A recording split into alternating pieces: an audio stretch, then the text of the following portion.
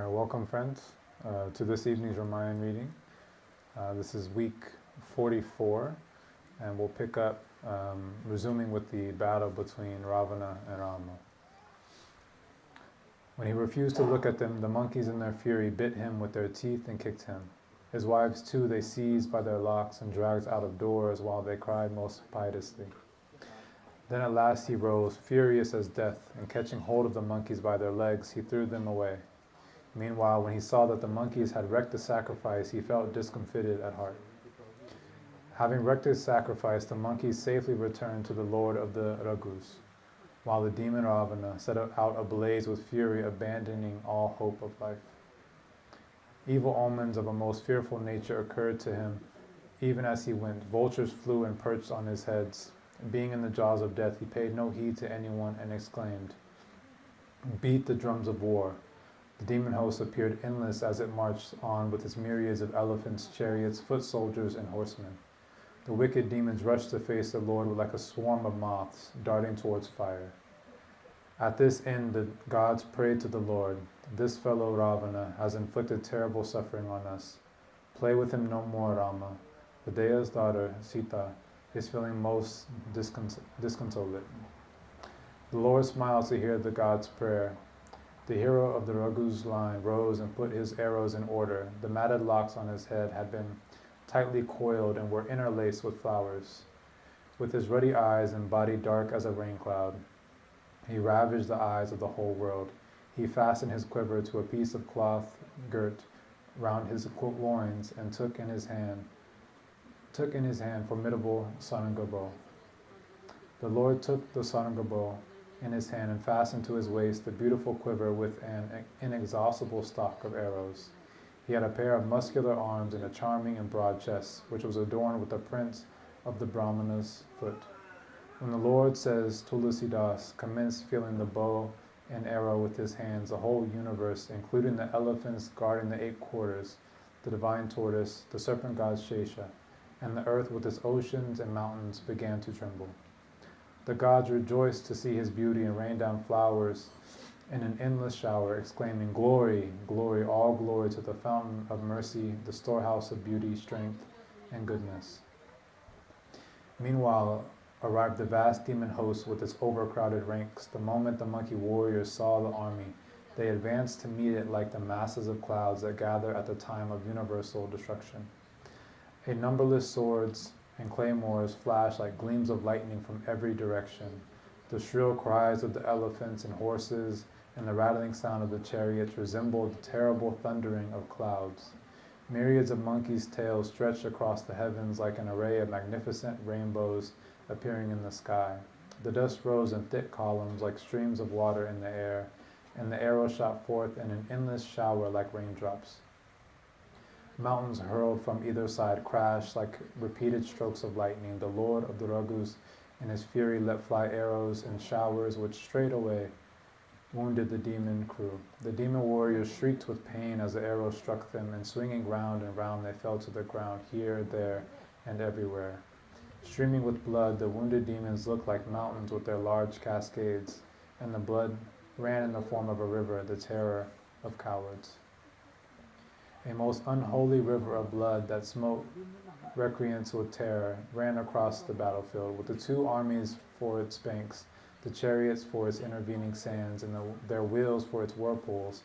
It was a frightful flood indeed. The foot soldiers, and even so elephants, horses, donkeys, and other mounts of all kinds, more than one could count, that floated on the river, represented the various aquatic creatures. The arrows, lances, and iron clubs stood for its serpents. The bows borne along the current represented its waves, and the shield stood for its many tortoises. Warriors fell here and there like the trees on its banks, and the abundant marrow of their bones represented its scum. Dastards shuddered at its very sight, while champions were delighted at heart to see it. Spirits, ghouls, and goblins, and even so frightful Guinea, with a long shaggy mass of hair, and the Pramanthas took their plunge in it. Crows and kites flew off with human arms, which they tore from one another and ate themselves. Some said, "What a pity, fools, that you should continue to suffer from want even in such plenty." Wounded warriors fallen on the banks groan like the moribund lying all round half in and half out of water, on the bank of a sacred river or lake, in order to ensure that they may breathe their last while their body is being washed by the sacred water, since such a death is accounted as highly beneficial to the spirit of the dying person. Standing on its banks, vultures tore the entrails of the dead like fishermen angling with rapt attention. Many a dead warrior floated down, the birds perched on them, as if the latter were enjoying a game of boating on the river. The yoginis took to storing blood in skulls, while female spirits and sprites danced in the air. Even so, Kamundas sang songs in various strains, clashing the skulls of dead warriors like so many pairs of cymbals. Herds of jackals snapped their teeth as they tore the dead, feasted upon them and yelled, and when surfeited, they snarled. Myriads of headless trunks trotted along the battlefield while the heads lying on the ground shouted, "Victory, victory." The heads shouted, "Victory, victory," while heedless trunks darted wildly about. Birds got entangled in skulls even as they contended with one another, while champions overthrew their rivals. Imperious through Sri Rama's strength, the monkeys crushed the demon crew, and mortally struck by Sri Rama's flight of arrows, the champions lay in eternal sleep on the field of death. Ravana thought within himself, "The demons have been wiped out and I am left alone, while the monkeys are still numerous. Let me therefore resort to conjuring without any limit." When the gods saw that the Lord was on foot, they were exceedingly troubled at heart. Indra forthwith dispatched his own chariot, which Matali gladly brought there. It was a heavenly and unique car, which was all splendor. The king of Ayodhya gladly mounted it. It was driven by 4 high-spirited and charming horses, which knew no decay or death and flew as fast as mind. The monkeys rushed forward with renewed vigor when they saw the Lord of the Raghus mounted on a chariot. When Ravana felt that the monkey's onset was irresistible, he took to creating illusions. The elusive creation did not touch the Lord of the Raghus, while the monkeys, nay, even Lakshman, took it for real. The monkey saw among a large demon host a number of Ramas and as many Lakshman. The monkeys and bears were much terrified at heart to see numerous Ramas and Lakshmanas. All of them, including Lakshman, stood gazing like the figures in a picture wherever they were. The Lord of Kosala smiled to see his army at a nonplus. He fitted an arrow to his bow, and in a trice Srihari dispersed the Maya to the delight of the whole monkey host. Sri Rama then cast his glance on all and spoke in serene words, "Watch now my duel with Ravana, for all of you my heroes are extremely tired." So saying, the Lord of the Raghus bowed his head at the Brahmana's lotus feet even as he urged forward his chariot. Thereupon Ravana felt much enraged at heart and darted to meet him, challenging him in a thundering voice. "Listen, hermit, I am not like one of those warriors whom you have vanquished in battle. My name is Ravana, whose glory is known all the world over, and whose prison holds within its walls the regents of the spheres. You slew Kara, Dushana, and Virada, and killed poor Vali, even as a hunter would shoot his game. Nay, you wiped out a host of demon champions and killed even Kumbhakarna and Meghanada. Today I will wreak vengeance on you for all this, unless, O prince, you flee away from the battle. Today I will surely give you over to death, for it is the relentless Ravana whom you have to deal with." Hearing his foul talk, the All-Merciful took him as doomed to death, and smiling replied as follows, "True, true is all your greatness, but berate no more. Show your valor if you can. Do not ruin your reputation by bragging. Pray, excuse me and listen to a sound maxim. There are 3 types of men in this world, those resembling the rose, the mango, and the bread tree, respectively. The one gives flowers alone, the second flowers and fruit both, and the third yields fruit alone. Even so, the one talks, the second talks as well as does, while the third does but never goes about proclaiming it." Ravana heartily laughed when he heard Sri Rama's words. "Ah, you teach me wisdom. You did not shrink from waging war against me then. Now it seems you are afraid of death." Having uttered these taunting words, Ravana furiously began to discharge arrows like so many thunderbolts. Shafts of various designs flew and filled all the quarters, nay, even every corner of the earth and heavens. The hero of Raghu's line let fly a fiery dart and in a moment the demon's bolts were all consumed. Ravana ground his teeth out of frustration and hurled a fierce lance. The Lord sent it back along with his arrow. The demon then hurled cores of discs and tridents. The Lord frustrated them by tearing them asunder without any exertion. Ravana's arrows proved as futile as the schemes of the wicked invariably are. Then with 100 arrows he struck Sri Rama's charioteer, who fell to the ground crying, "Victory to Sri Rama!" Sri Rama took compassion and lifted up the driver. He was now stirred up with a terrible fury. When the Lord of the Raghus encountered the enemy on the battlefield, full of rage, the arrows in his quiver vied with one another in their endeavor to shoot forth. The man-eating demons were all seized with terror at the sight of the most awful twang of his bow. Mandodari's heart quaked. The ocean, the tortoise supporting the globe, the earth and the mountains trembled, and the elephants guarding the quarters squealed, and clutched the globe with their tusks. The gods smiled at this amusing sight. Sri Rama drew the bowstring right up to his ear and let fly his terrible darts, which sped forth vibrating like so many serpents. The arrows flew like winged serpents. At the first onset they killed Ravana's charioteer and horses, then smashing the car, they tore of his ensign and flags. Even though his strength had inwardly failed him, he roared aloud and immediately mounting another car, ground his teeth and hurled missiles and other weapons of every description. All his efforts, however, failed like those of a man whose mind is ever intent on harming others. Then Ravana hurled forth 10 pikes, which struck the 4 horses of Sri Rama's chariot and overthrew them. The Lord raised his horses and, drawing the bowstring, let fly his darts in great fury. Their arrows of Sri Rama sped forward like a string of bees to enter Ravana's heads, which compared a bed of lotuses. Sri Rama struck each of his brows with 10 arrows, which pierced through them, and blood gushed forth in torrents. Though bleeding profusely, the mighty demon rushed forward. The Lord once more fitted arrows to his bow. The Lord of the Raghus line discharged 30 shafts, which shot down his heads and arms to the ground, but they grew afresh as soon as they were severed. Sri Rama, however, struck off his heads and arms once more. Time after time the Lord smote off his arms and heads, but they were renewed as soon as they were blown off. Again and again the Lord tore off his arms and heads, for the king of Kosala takes delight in playing. The sky was full of heads and arms, like an infinite number of Ketus and Rahus. It seemed as though the multitudes of Rahus and Ketus were rushing through the air, streaming with blood, hit by the terrible shafts of Sri Rama.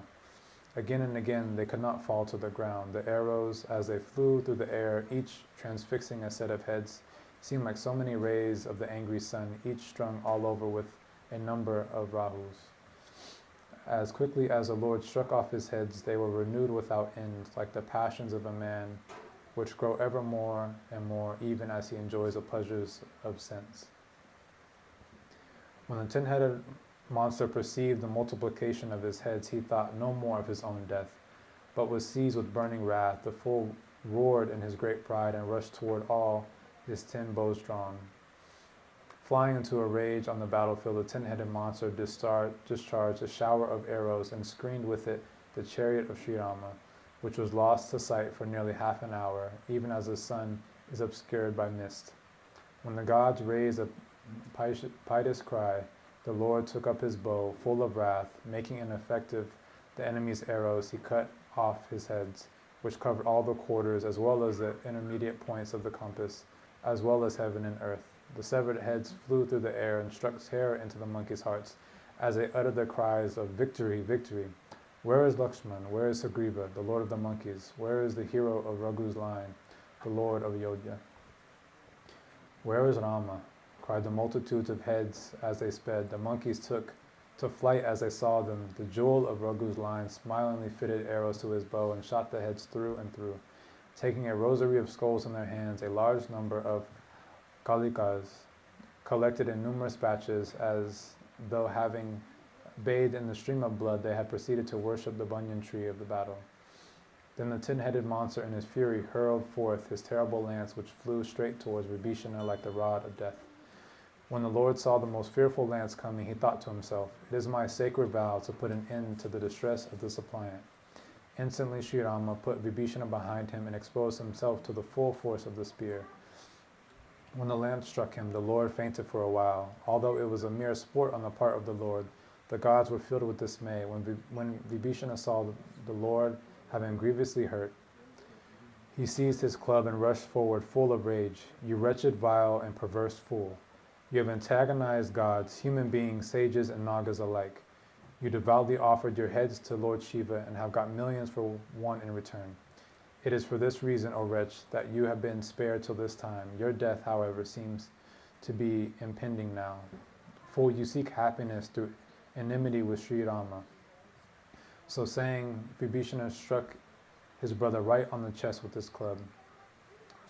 At the terrible impact of the mighty club on his chest, Ravana fell to the ground, all his 10 mouths spouting blood, but he picked himself up again and darted forward full of fury. The two mighty champions closed with each other in a wrestling contest, each mauling the other.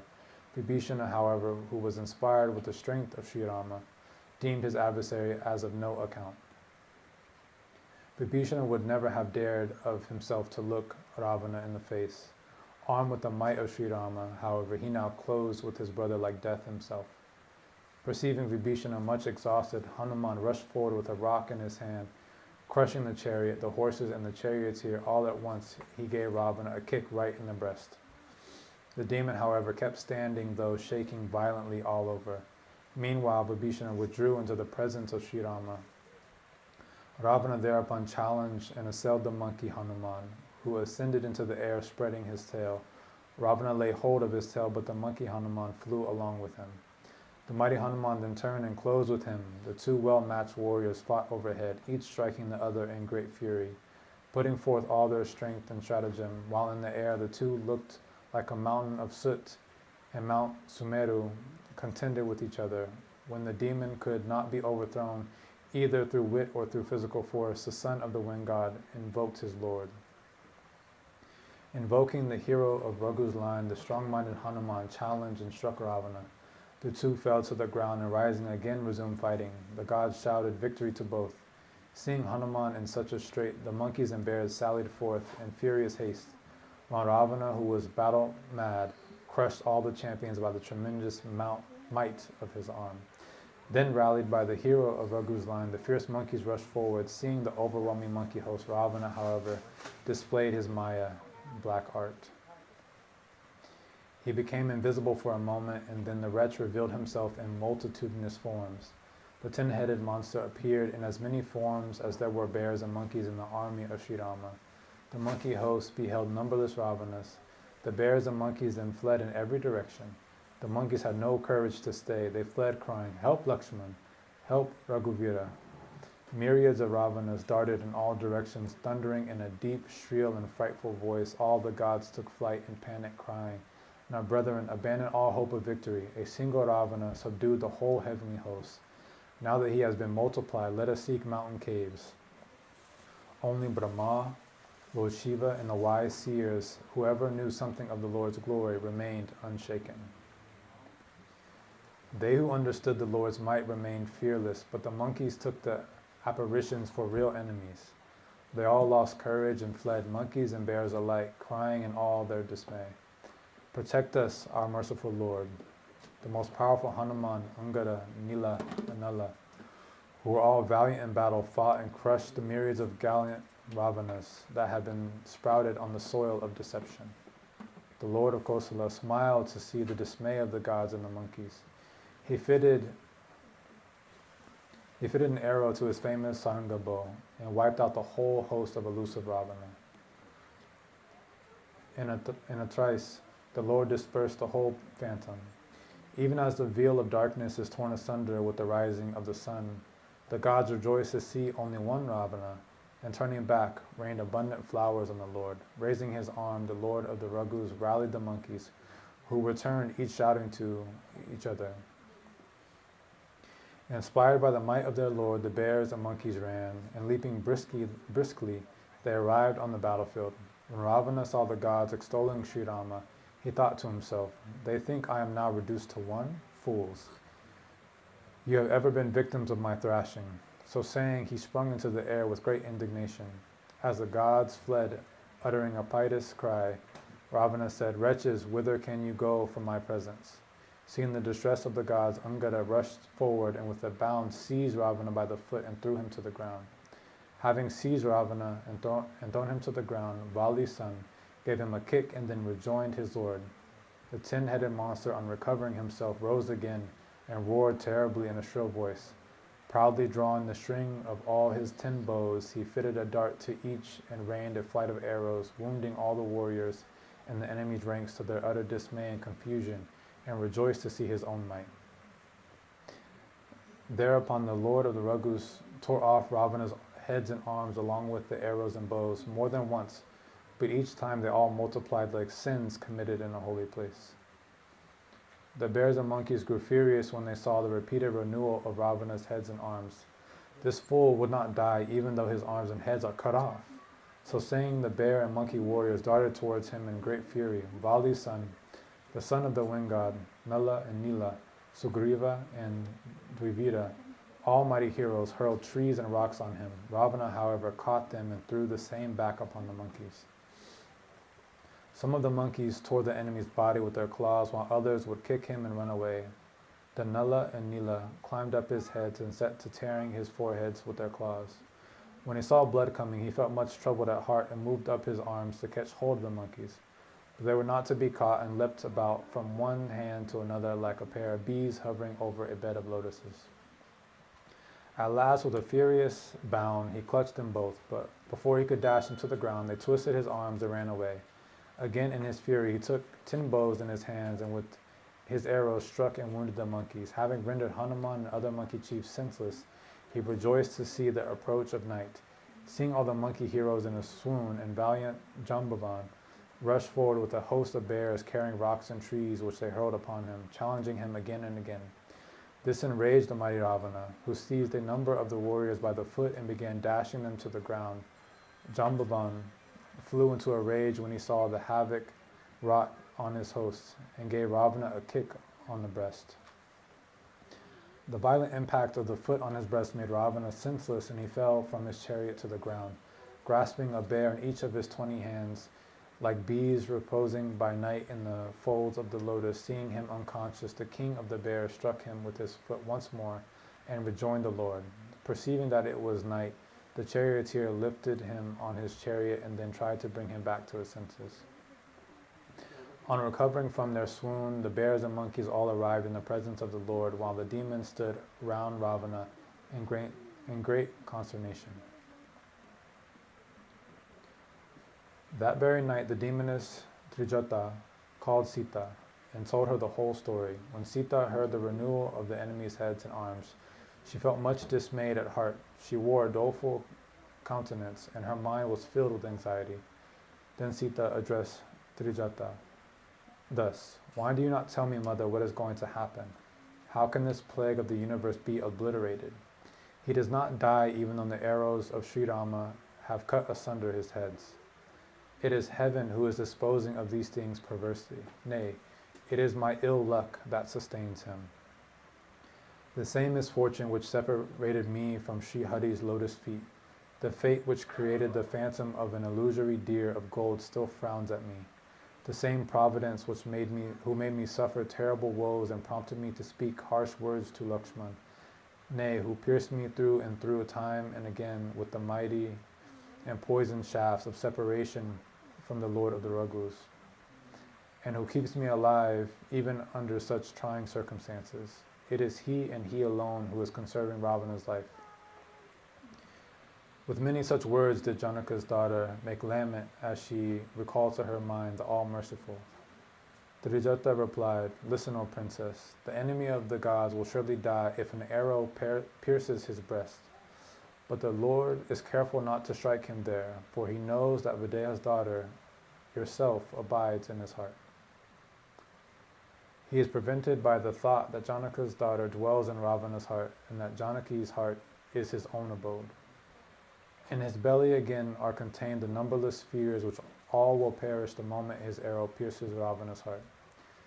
Trijata's explanation filled Sita's mind with both joy and sorrow in a superlative degree.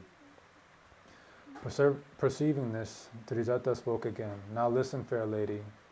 how your enemy will meet his death and shake off the great misgiving which still haunts your mind. Ravana will be disconcerted with his heads when his heads are cut off, with the result that you will escape his mind. That particular moment will the all-wise Sri Rama strike him in his heart. With many such words did Tridata comfort Sita and then returned to her residence. As she recalled Sri Rama's kind disposition, Videha's daughter was overwhelmed with the anguish of separation from him. She reproached the night and the moon in many ways. The night was already assumed the length of an age and does not end. She added, disconsolate at her separation from Sri Rama, Janaka's daughter grievously lamented within herself. When her agony of separation grew acute, her left eye and arm throbbed. Considering it to be a good omen, she took heart and said to herself, the gracious hero of the Raghu's line will surely meet me. In his palace, Ravana recovered from his swoon at midnight and cut up rough with his charioteer. Fool, to have severed me from the battlefield, shame, shame on you, O vile dullard. The charioteer clasped his feet and admonished in many ways. As soon as it was dawn, Ravana mounted his car and sallied forth again. There was a great stir in the monkey hosts at the news of Ravana's return. Tearing up mountains and trees from wherever they could, mighty warriors rushed forward, gnashing their teeth. The fierce monkeys and terrible bears darted with mountains in their hands, which they hurled forth with the utmost fury. The demons, who were unable to resist the onslaught, turned and fled. Having thus scattered the enemy ranks, the powerful monkeys next closed around Ravana and discomfited him by buffeting him on every side and tearing his body with their claws. Finding the monkeys most powerful, Ravana took thought. Consequently, he became invisible and in a moment revealed his elusive power. That concludes the reading for this evening. We'll pick up here next Saturday at the same time. I want to thank you all for listening and for your attention, both those who are here in person as well as those who might be following online. Jai Shri Ram.